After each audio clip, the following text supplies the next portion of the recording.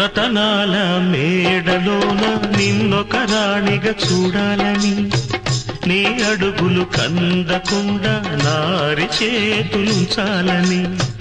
రతనాల మేడలోన నిన్నొక రాణిగా చూడాలని, నీ అడుగులు కందకుండా నారి చేతులుంచాలని. ఎంతగా అనుకున్నాను, ఏమిటి చూస్తున్నాను. ఎంతగా అనుకున్నాను, ఏమిటి చూస్తున్నాను.